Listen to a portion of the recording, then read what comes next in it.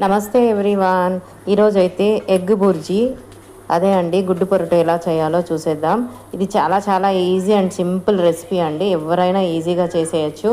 ఇది రైస్లో అయినా, చపాతీలో, పూరీలో, దేంట్లో అయినా చాలా పర్ఫెక్ట్ కాంబినేషన్ అండి. సో ముందుగా స్టవ్ వెలిగించి బాండిలు వేడయ్యాక 4 టీ స్పూన్స్ ఆయిల్ యాడ్ చేసి, ఆయిల్ వేడయ్యాక 15 దంచుకున్న వెల్లుల్లిపాయలను కూడా ఇందులో యాడ్ చేయాలి. 2 బిగ్ సైజ్ ఆనియన్స్, 8 గ్రీన్ చిల్లీస్ని సన్నగా తరుక్కొని అది కూడా ఇందులో యాడ్ చేసి కాసేపు ఫ్రై చేయాలి.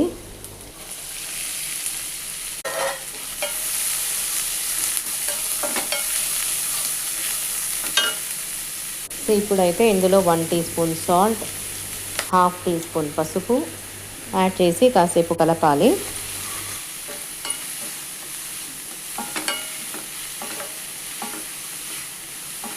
ఇప్పుడైతే ఇందులో కొంచెం కొత్తిమీరని కూడా యాడ్ చేయాలి.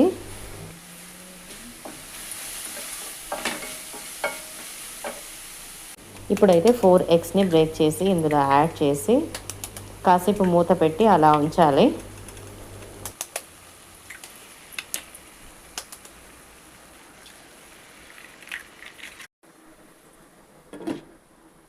కాసేపటి తర్వాత మూత ఓపెన్ చేసి నెమ్మదిగా కలుపుకోవాలి.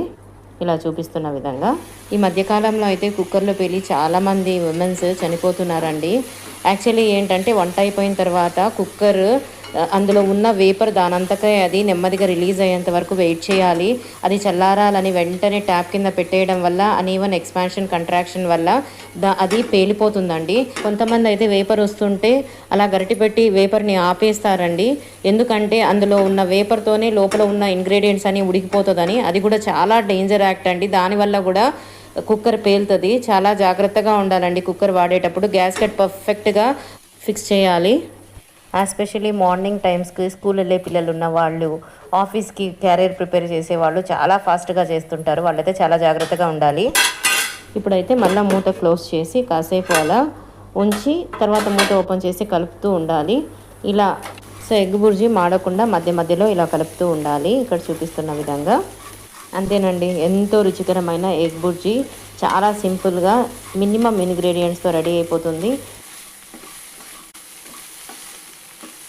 కూరగాయలు ఏమీ లేనప్పుడు హాయిగా ఇలాంటి ఎగ్ బుర్జీలను ప్రిపేర్ చేసేసుకొని రైస్తో అయినా, రోటీతో అయినా, దేంతో అయినా హ్యాపీగా తినచ్చండి. ఎగ్తో different types of egg bhurjis try చేయొచ్చండి. అవి కూడా మా ఛానల్లో అప్లోడ్ చేస్తాను, చూసేయండి. ఇలాంటి క్విక్ అండ్ ఈజీ రెసిపీస్ కోసము మా ఛానల్ని లైక్ చేయండి, సబ్స్క్రైబ్ చేయండి. Stay connected.